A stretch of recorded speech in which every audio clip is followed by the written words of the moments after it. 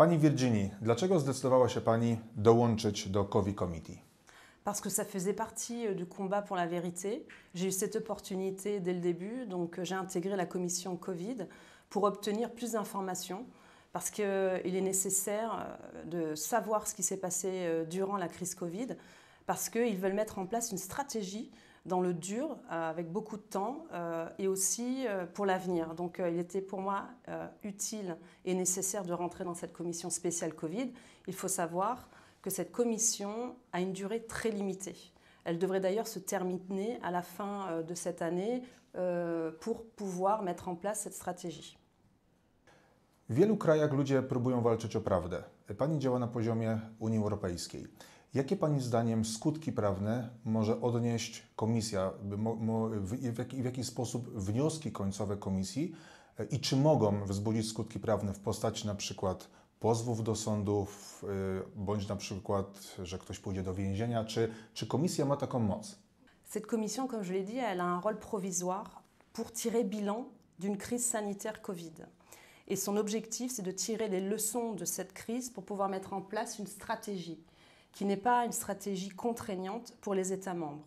C'est une commission un petit peu pour voir ce qui a fonctionné et pour demain prévenir des pandémies.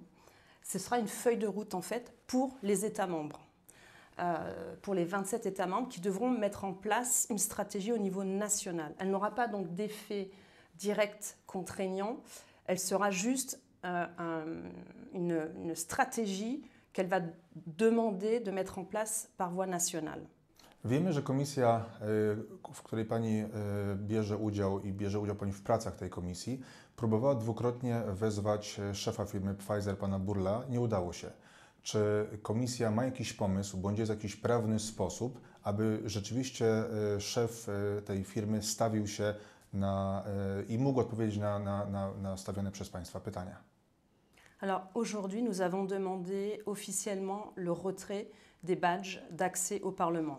Parce qu'effectivement, comme vous l'avez dit, 2 fois il a refusé de venir alors que ses collègues d'autres laboratoires sont venus.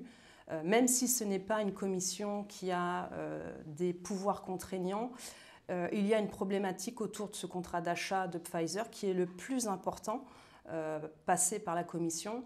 Et donc, on a demandé à ce qu'il vienne, il l'a refusé 2 fois. Il a fait venir un cadre pour cette audition qui a répondu à certaines de nos questions, mais pas à toutes, notamment la transmission des SMS, puisque, comme vous le savez, il y a ce problème de non-transparence dès la part des contrats et aussi de la négociation qui s'est faite hors cadre, hors contrôle.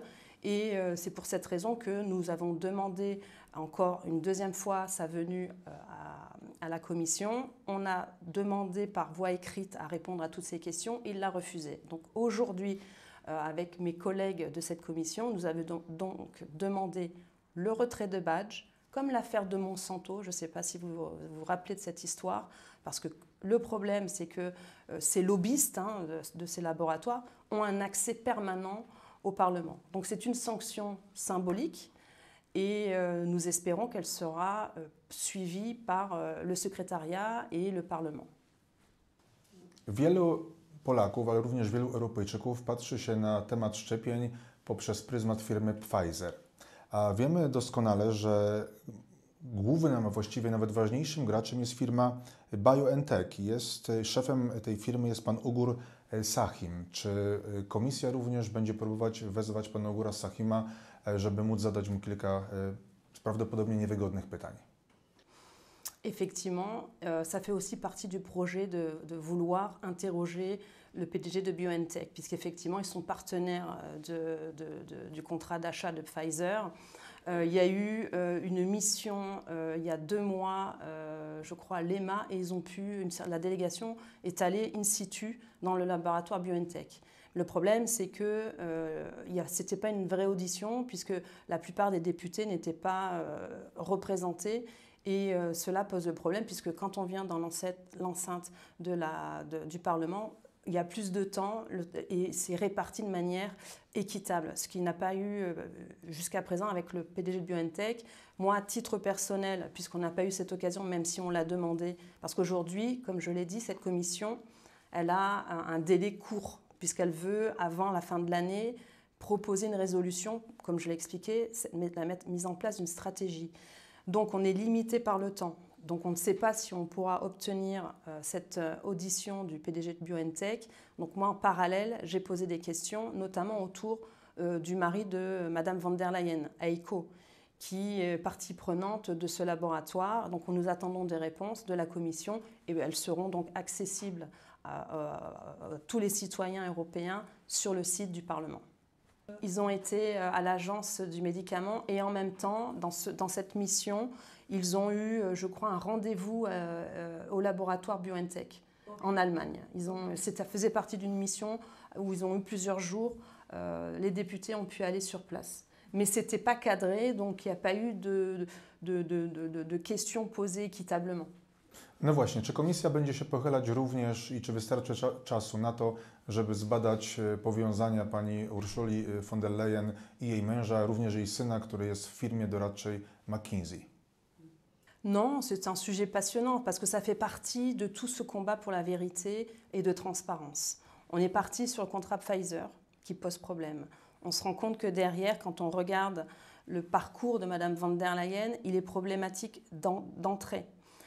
Il faut rappeler quelque chose de très important. Pourquoi Madame von der Leyen? Pourquoi elle est là? Normalement, dans les règles, c'était Manfred Weber qui aurait dû être président de cette commission, puisque normalement, on appelle ça le Spitzenkandidat, c'est-à-dire que c'est le parti majoritaire qui a gagné aux élections qui propose son candidat. Et c'était donc Manfred Weber. Et M. Macron on a décidé autrement. Il a dit qu'il fallait changer les règles et c'est pour cela l'Allemagne a présenté Madame von der Leyen parce qu'il fallait l'exfiltrer, vous l'avez bien dit, l'exfiltrer de l'Allemagne puisqu'il y avait un problème autour de ces contrats McKinsey quand elle était ministre de la Défense. Je rappelle ce point parce qu'il est important. Parce que donc, avec une casserole en Allemagne, on la propose comme candidate et très important de revenir sur le résultat du vote. Le vote l'a gagné à très peu de voix. Il y avait une majorité, mais de 7 voix. Et donc, ce qui veut dire que dès le départ, elle n'a pas reçu un vrai triomphe pour sa venue comme présidente de la Commission. On a eu donc l'achat des contrats Pfizer. On se rend compte que son mari pourrait être impliqué grâce à sa société Orgenesis qui a bénéficié de subventions de la Commission européenne, pas de manière directe, mais via un consortium. Cela, ça fait partie aussi des questions que je pose à la Commission. Il faut savoir que quand on pose ce type de questions, il y a des fois des fonctionnaires qui nous demandent de changer le titre ou de changer des phrases qui pourraient problème. Et ça a été le cas là, pour le coup. J'ai changé ma question, mais sachez qu'en parallèle, il y a l'ouverture d'une enquête de la part du procureur européen, puisqu'il y a eu pas mal de signalements pour dénoncer une suspicion de détournement ou de mauvaise gestion de l'argent public. Et pour compléter, nous avons demandé à cette commission, en même temps que la demande de levée des badges, une nouvelle audition avec Mme von der Leyen. Donc ça aussi, c'est en cours. Donc nous attendons le retour de la présidente, donc Mme Metsola, pour voir si elle accepte notre demande. Tous les groupes politiques l'ont demandé, sauf deux grands partis, je n'ai pas le droit de le dire, mais à part deux grands partis du Parlement, tous les autres ont convenu qu'il fallait que Mme von der Leyen vienne dans notre commission. Głównym słowem w takim razie, który się pojawia w tym przekazie, jest transparentność, a właściwie brak transparentności. Wiemy, że z SMS-ów ujawnionych, które wysyłała pani von der Leyen do szefa Pfizera, że między innymi efektem tych SMS-ów była negocjacja ceny za dawkę szczepionki z 15 euro do 19,5. Ciekawe, bo zwykle wydaje się, że negocjuje się ceny w dół. Tutaj efekt był taki, że z 15 cena wzrosła o 4,5 euro. Czy wierzy Pani jako polityk i członek komisji, że uda się kiedykolwiek Europejczykom i całemu światu zobaczyć treść tych SMS-ów? L'affaire des SMS est vraiment emblématique de toute cette négociation de plus gros contrats d'achat avec Pfizer. Je rappelle les chiffres. 4,6 milliards de doses au total pour 71 milliards d'euros. Pour Pfizer, c'est 1,8 milliard de doses en tout début de pandémie. Je rappelle, nous sommes 445 millions de citoyens européens. Donc vous voyez la balance, 4,6 milliards de doses, 455 millions de citoyens. On ne nous a pas dit dès le départ qu'il nous fallait 10 doses. Donc moi, j'ai plusieurs questions autour déjà du contrat. Effectivement, comme vous le savez, les contrats sont illisibles. Les clauses les plus importantes sont grisées. Encore actuellement, l'accès est possible, mais comme le contrat est illisible, on ne va pas perdre de temps.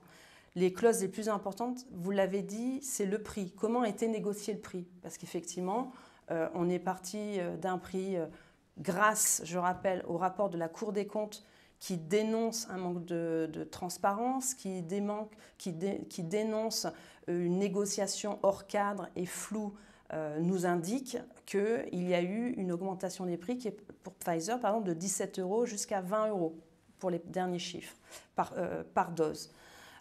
Donc effectivement, le manque de transparence par rapport à un contrat qui a été fait en vitesse et on ne sait pas avec qui, un manque de transparence au niveau des SMS, on ne sait pas le contenu des SMS, malgré la demande de la médiatrice et malgré le refus de la commission qui dit qu'elle a perdu les SMS. Je ne sais pas, mais en 2023, quand on veut connaître, la police veut connaître le contenu d'un téléphone portable, elle peut l'obtenir. Donc c'est pour cela qu'aujourd'hui, il y a cette enquête de la procureure. Même si la réponse est de dire j'ai effacé mes SMS, normalement la police, en 2023, est apte à obtenir ces SMS. Donc j'ai confiance en la justice. J'espère que la procureure va aller jusqu'au bout parce que ça remet en question tout le système que ces institutions européennes nous vendent chaque année, chaque début de mandature, transparence, probité, confiance. Donc si on veut aller dans ces valeurs et surtout les promouvoir, eh bien, il faut que cette affaire du plus gros contrat d'achat de l'histoire de l'Union européenne soit enfin communiquée à tout le monde et de manière la plus transparente possible. Si je peux compléter, on a parlé des prix, mais moi je fais aussi un focus sur pourquoi avoir commandé autant de vaccins en tout début de pandémie. Pourquoi 1,8 milliard de doses que pour Pfizer?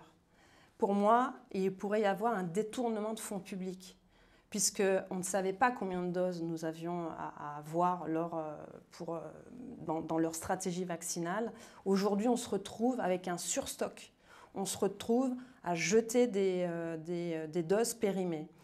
Donc, pourquoi avoir commandé autant? C'était une des questions que j'ai posées lors de l'audition de la Cour des comptes. Ils n'ont pas répondu. Donc, j'espère que le procureur posera cette question. Pourquoi, en tout début de crise, autant de commandes? Pourquoi? Il faut le justifier, parce que c'est de l'argent jeté par les fenêtres.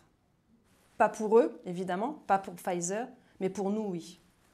No właśnie, czy komisji udało się ustalić, kto najprawdopodobniej stoi ostatecznie za podjęciem decyzji dotyczącym zakupu takiej ilości dawek szczepionek? Écoutez, moi je crois qu'on a une réponse en regardant les remises de prix.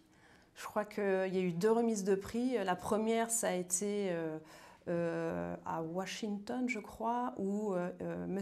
Bourla recevait le prix par Mme von der Leyen du meilleur businessman.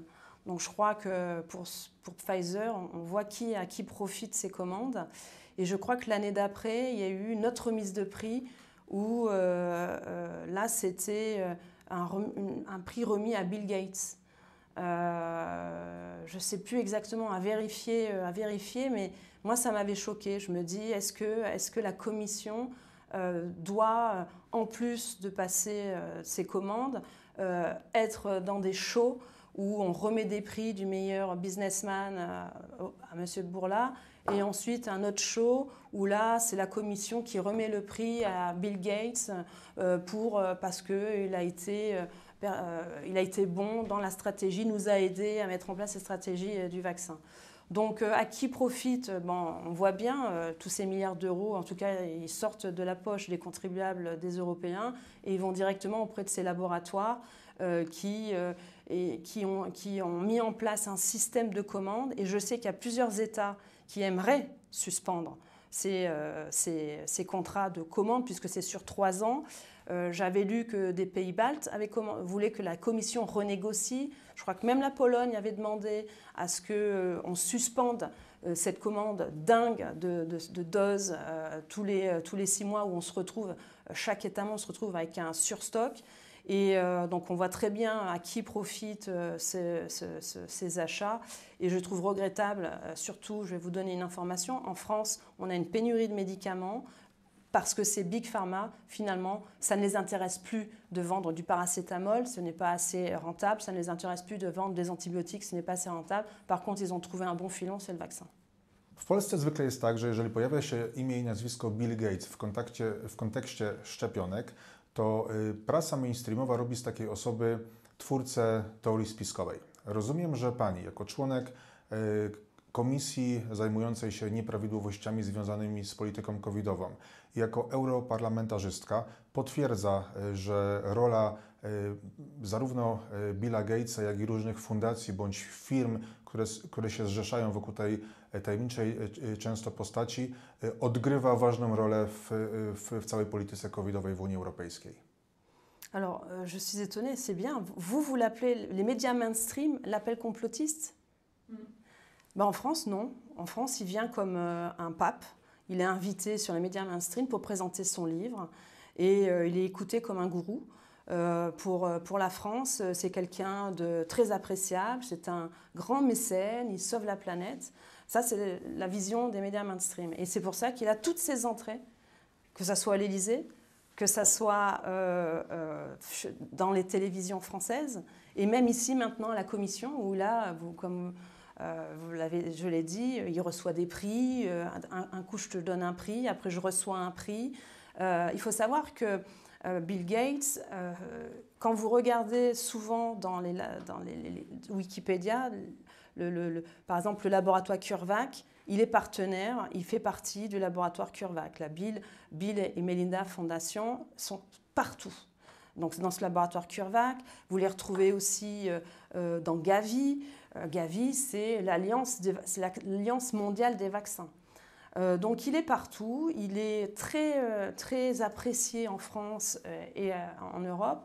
Et moi je trouve assez effrayant de voir qu'on donne trop de pouvoir à ce personnage. Je crois qu'il est en ce moment invité à Davos.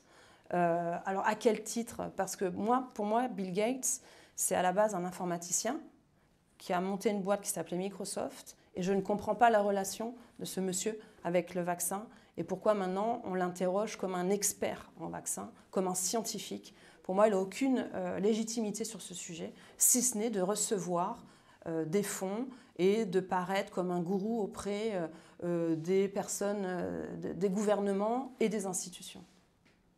Muszę przyznać, że ja również byłem sceptykiem i kiedy rok temu przygotowywałem materiał dla Polaków i próbowałem rozłożyć strukturę firm, które są powiązane z zakupem szczepionek w Unii Europejskiej, także podchodziłem do udziału pana Billa Gatesa z dużym umiarem, ale kiedy już wszystko sobie rozpisałem na kartce, to rzeczywiście na samym końcu całej drabinki zawsze pojawia się nazwisko, prawie że zawsze, Billa Gatesa. Ale czy jest Pani gotowa na kolejne trudne pytanie? Je suis toujours prête à répondre à toutes les questions, même difficiles. Czy komisji, w której Pani uczestniczy, w której pracach Pani uczestniczy, udało się ustalić, kto z imienia i nazwiska na poziomie Unii Europejskiej zdecydował o tym, że 75% treści umowy z firmą Pfizer jest zaczerniona? Alors, officiellement, c'est l'équipe de la Commission. Alors, je ne connais pas exactement la structure de la Commission, notamment sur les marchés publics. Mais il est dit que dans tous les contrats d'achat, la règle pour protéger les laboratoires, c'est de griser les clauses. Donc ça fait partie là aussi d'une procédure interne de la Commission pour protéger. Donc je ne sais pas si ce sont les fonctionnaires ou si c'est le commissaire, mais effectivement, le commissaire pourrait assouplir la règle pour des raisons de transparence. Ce qu'on peut faire plus, on peut faire moins. Donc l'origine, on va dire que c'est l'application bête et stupide d'une réglementation interne à la Commission pour protéger les laboratoires. Mais vu qu'il y a le contexte où il y a beaucoup d'argent et aujourd'hui il y a une contestation de beaucoup de députés quand même, une contestation de beaucoup de députés qui remettent en question cette négociation, elle pourrait aujourd'hui rendre le contrat public et elle devrait le rendre public. Donc là, à l'origine, on va dire, ce serait plutôt une application bête et stupide de la réglementation, donc plutôt les fonctionnaires. Aujourd'hui, elle aurait la possibilité d'ouvrir le contrat et ça permettrait d'assainir la situation. Et je compléterai. Madame von der Leyen, c'est la présidente de la commission, de toutes ces commissions. On sait aujourd'hui qui a signé ces contrats, parce que ça aussi, c'était caché. Mais comme vous le savez, il y a une version non caviardée qui traîne sur Internet. Et on a vu que la signataire, c'était la commissaire Kyriakides. Donc elle aussi, il y a Madame von der Leyen, donc, qui est donc la présidente de la commission, qui a autorité, et en même temps, Madame Kyriakides pourrait aussi demander à ce que les contrats soient enfin lisibles pour tous. Czegoś tutaj nie rozumiem. Żyję w przekonaniu, że osoby, które reprezentują kraje członkowskie, 27 państw tworzy Unię Europejską, dla nas, zwykłych Polaków, wydaje się, że transparentność jest absolutnym wymogiem, żebyśmy mogli Państwa wybierać na kolejną kadencję i żebyśmy mogli Państwu ufać. Ja Pani ufam, dlatego przyjechałem tutaj do Strasburga, żeby dowiedzieć się, co udało się ustalić w komisji. Gdybym mógł Panią spytać, ile Pani zdaniem osób na poziomie Komisji Europejskiej widziało w pełni niezamazaną umowę z firmą Pfizer? Ceux à qui ça intéresse. Si le sujet les intéresse, on a accès au contrat. Je pense que déjà l'équipe de base qui était autour de la mise en place de ce contrat, donc Pfizer évidemment, partie prenante, je pense que les experts, les juristes ont vu les contrats et il faudrait savoir d'où vient la fuite, puisqu'il y a ce contrat qui est sur Internet où on a la version non grisée. Donc ça doit venir d'une des parties prenantes, donc soit de Pfizer ou de la Commission. En termes de nombre, je ne peux pas dire parce que c'est à mon avis l'équipe initiale de négociation, parce que je rappelle le contexte. Le contexte, c'était en pleine crise Covid, la plupart des bureaux on était en confinement. Donc je ne pense pas qu'il y ait beaucoup de personnes qui aient pu avoir accès, en tout cas nous, députés européens, c'est sûr, personne n'a eu accès à ces contrats. Et c'est quand même grave parce que, comme vous l'avez dit, on a un besoin de transparence, de vérité. Nous, notre mandat, on représente les citoyens et on représente leur volonté de savoir. Parce que c'est un contrat qui a un aspect financier énorme, mais il a aussi un aspect et un impact énorme sur notre santé. On veut savoir, notamment, on parle beaucoup de prix, d'argent, mais la santé n'a pas de prix et d'argent. Moi, je m'intéresse aussi beaucoup à la clause sur la responsabilité. Parce que, on rappelle, c'est un vaccin tout nouveau, donc contrat qui sort de nulle part, vaccin qui sort de nulle part, pardonnez-moi, il sort de nulle part. En très peu de temps, on a sorti ce vaccin. Et la question, moi, fondamentale, c'était demain, parce que je viens, moi, du domaine des assurances. Demain, j'ai un problème avec ce vaccin, qui va payer ? Et ça, c'est une clause aussi très importante qu'on doit avoir, nous, lisiblement, de savoir qui va payer. Et on se rend compte que ceux qui vont payer, ce ne sera pas les laboratoires, ça sera les États membres. Ce qui veut dire, en France, c'est peine perdue pendant 10-15 ans. Le mal sera fait. No właśnie, od września 2022 roku szczepionki przeciw COVID-19 już nie są warunkowo dopuszczone, tylko są już pełnoprawnymi szczepionkami zdaniem Komisji Europejskiej i zdaniem EMA i zdaniem również producenta tych szczepionek. Po pierwsze, czy to nie powinno oznaczać, że za ewentualne NOP-y nie powinno już płacić państwo członkowskie, tak jak było to do września, i odpowiedzialność powinna przejść na producenta szczepionek? Czy to jest ten proces obecnie procedowany i w jaki sposób Komisja Europejska będzie regulować tę kwestię? Czy Pani coś wie na ten temat? Quand on lit les contrats, normalement, la validité de contrat, les commandes et la clause qui est intégrée dans ce contrat est valable 3 ans. évidemment, il y a cette nouveauté. Effectivement, l'autorisation était conditionnelle et aujourd'hui, elle a été modifiée, ce qui, effectivement, devrait avoir un impact sur la responsabilité. Je dis devrait, parce qu'il y a le contrat initial. Il faudrait donc avenanter le contrat, d'accord? Ce qui n'est pas fait aujourd'hui. C'est donc une question que nous avons posée lors d'une audition et on n'a aussi pas obtenu de réponse. Donc effectivement, cette question de la responsabilité va devoir être de nouveau, et moi je voudrais avoir un écrit, parce que en tant que juriste aussi, et pour demain des personnes qui voudraient se retourner contre les laboratoires plutôt que les États membres, vont avoir besoin de ces écrits. Donc effectivement, c'est une très bonne question. Je vous remercie de l'avoir posée parce qu'aujourd'hui, à ce stade, on n'a pas la réponse de la Commission. Mais si on lit le contrat même illisible, donc même cette clause qui est grisée et qui indique l'irresponsabilité des États membres avec un contrat qui est valable 3 ans, pour moi, c'est ce contrat qui reste valable. Donc malgré l'autorisation de l'Agence du médicament qui modifie un petit peu cette autorisation et qui devrait engager le laboratoire.